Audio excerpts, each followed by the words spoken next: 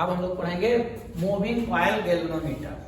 Okay, moving coil galvanometer पढ़ेंगे और उसके बाद पढ़ेंगे conversion of galvanometer into ammeter और conversion of galvanometer into voltmeter.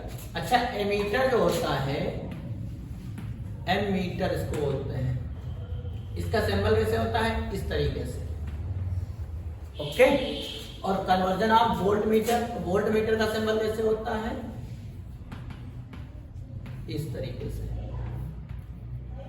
Okay, तो जो गैल्वेनोमीटर है, पहले गैल्वेनोमीटर के बारे में पढ़ेंगे और उसके बाद conversion of galvanometer into ammeter और conversion of galvanometer into voltmeter.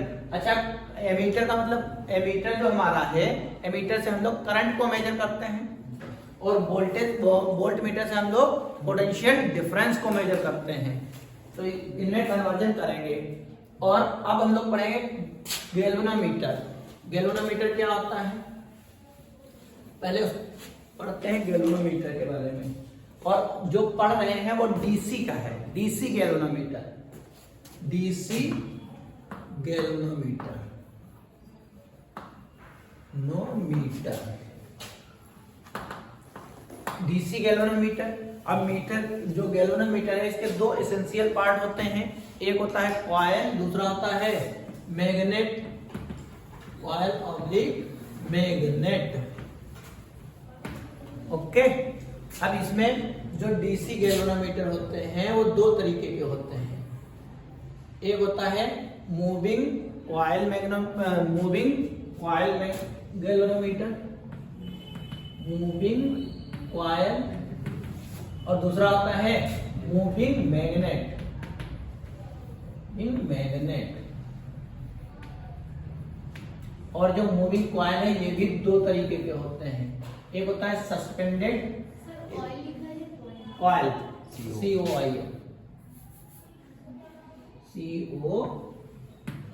Coil, और जो मूविंग कॉइल है वो भी दो तरीके के होते हैं, एक होता है सस्पेंडेड टाइप का, एक होता है पाइवोटेड सही है, पाइवोटेड टाइप का। हमारे कोर्स में ये वाला है सस्पेंडेड टाइप का। तो जो ये बना है, ओके, इसमें क्या है, ये रेक्टेंगुलर कॉइल है, ये हमने मैग्नेटिक फील्ड लगाई है, इसका ये नॉर्थ पोल है और ये साउथ पोल है। ओके, यहाँ पे जो मैग्नेटिक फील्ड है वो रेडियल मैग्नेटिक फील्ड है। ऐसी मैग्नेटिक फील्ड है, रेडियल मैग्नेटिक फील्ड,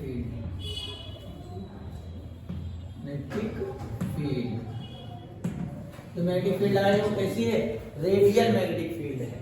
इसमें ये कॉइल है, ये नॉर्थ पोल, ये साउथ पोल। यहाँ पे जो मैग्नेट रखे हैं ये सिलेंड्रिकल मैग्नेट है, इसीलिए सिलेंड्रिकल है, तभी हमारी मैग्नेटिक फील्ड कैसी है, रेडियल मैग्नेटिक फील्ड है। ओके, और यहाँ पे जो ये है, ये वायर लगा हुआ है और जो वायर है वो फास्फर ब्रॉन्ज का बना हुआ है, फास्फर ब्रॉन्ज का बना है। ओके, इसके ऊपर जो ये मिरर लगा है, ये प्लेन मिरर लगा है और ये कटा वायर नहीं है, इसके ऊपर चिपका दिया गया है लैंप और स्केल अरेंजमेंट के लिए। ये जो है ये प्लेन मिरर है, प्लेन मिरर। ओके, और ये हमारी क्या है, कॉइल। इतना क्लियर हो गया।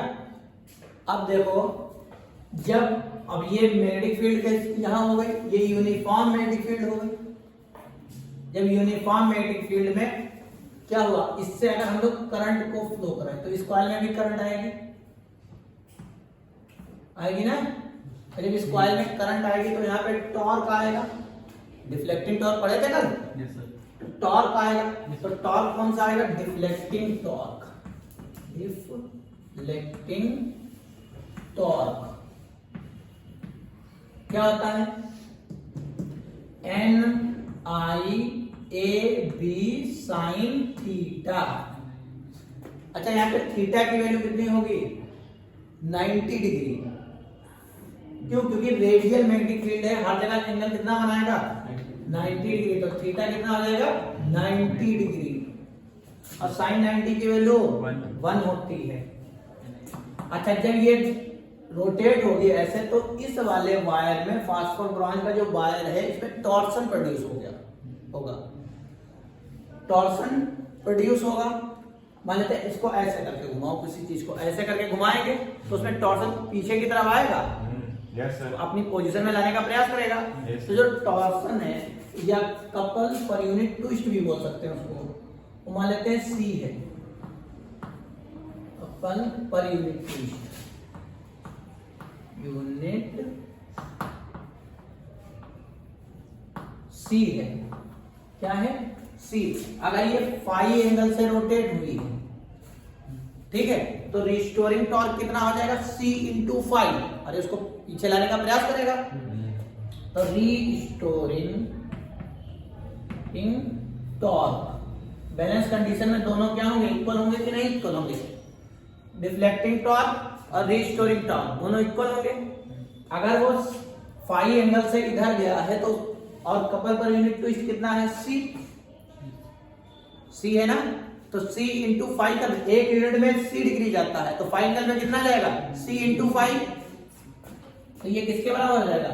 C इंटू फाई, किसके? डिफ्लेक्टिंग टॉर्क के बराबर हो जाएगा। ओके, अब यहां से साइन 90 1 के बराबर होगा, तो फार्मूला बन जाएगा NIAB is equal to C into phi. ये बनेगा। यहां से I निकालो, I इज इक्वल टू हो जाएगा C अपान NAB इंटू फाई। C क्या है? कांस्टेंट। N क्या है? नंबर ऑफ टर्न जो इसमें है कॉइल में, तो कांस्टेंट है। A क्या है? एरिया कांस्टेंट है। B क्या है? मैग्नेटिक फील्ड, वो भी यूनिफॉर्म मैग्नेटिक फील्ड रखते हो, तो ये तो सब कांस्टेंट है। तो ये जो कांस्टेंट है इनको एक कांस्टेंट है ना, इनको K मान सकते हैं। K को क्या? C अपान NAB, ये तो मान सकते हो। तो ये I is equal to K into phi, या ये लिख सकते हैं I is directly proportional to phi. जितनी ज्यादा इसमें करंट फ्लो कराओगे उतना ही ज्यादा इसमें क्या होगा? डिफ्लेक्शन होगा। जितनी ज्यादा करंट फ्लो कराओगे उतना ही ज्यादा इसमें क्या होगा? डिफ्लेक्शन होगा। ठीक है, अब यहां तक समझ गए। अब इसी को एक और पढ़ते हैं, जिसको पाइवोटेड बोलते हैं। पाइवोटेड टाइप में क्या है? जैसे कॉइल में ये हमने बनाया स्केल, ये, और इसमें कॉइल लगा के इसकी रेंज कम होती है, क्योंकि करंट फ्लो कराएंगे डिफ्लेक्शन ज्यादा होगा, बहुत ज्यादा हो जाएगा। इसके सामने होता है lamp and scale arrangement, lamp and scale arrangement,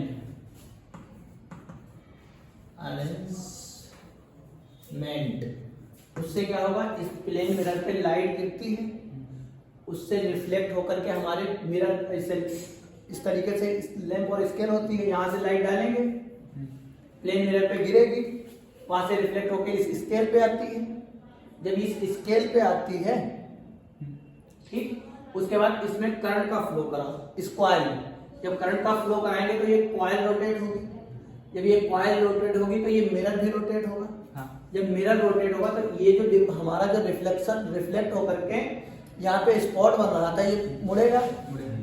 तो मान लेते हैं यहां से यहां गया, मान लेते हैं ये यहां से यहां गया, तो कुछ एंगल रोटेट हुआ ना। yes, अब इस एंगल को मेजर करके हम लोग किसको मेजर कर सकते हैं? करंट को।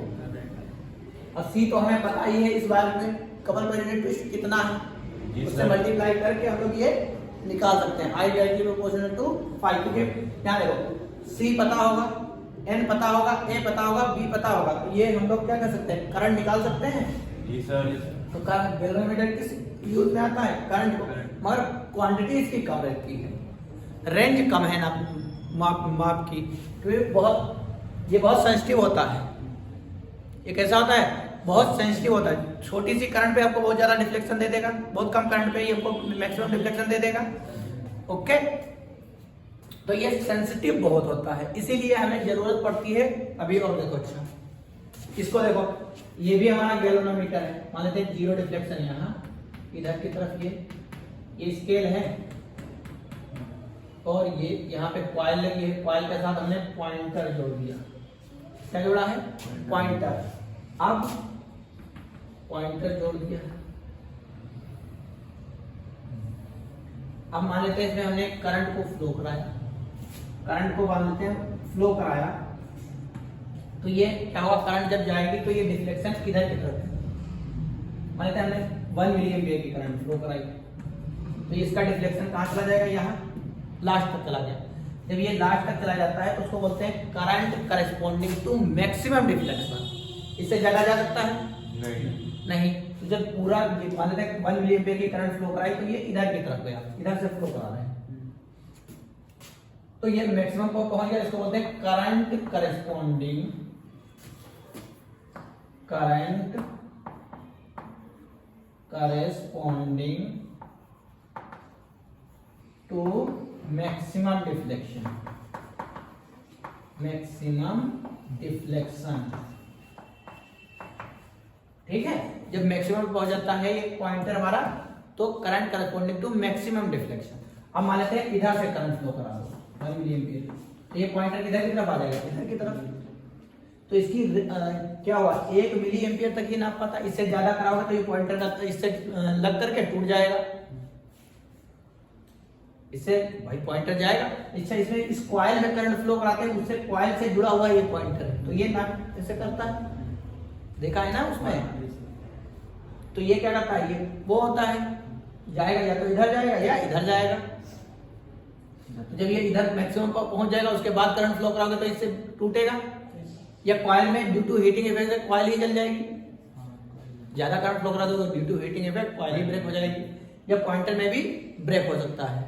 ठीक है, तो इसकी रेंज क्या होती है, इसकी रेंज कम होती है, इसकी रेंज कम होती है। ये कहां से कहां तक, 0 से 1 मिली एम्पियर तक ही ये नाप पाता है।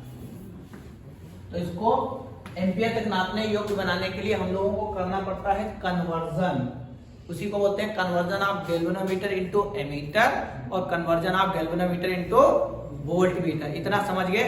इसमें कोई दिक्कत है नहीं। अगले वाले में हम लोग पढ़ेंगे conversion of galvanometer into ammeter और conversion of galvanometer into voltmeter. Okay, thank you.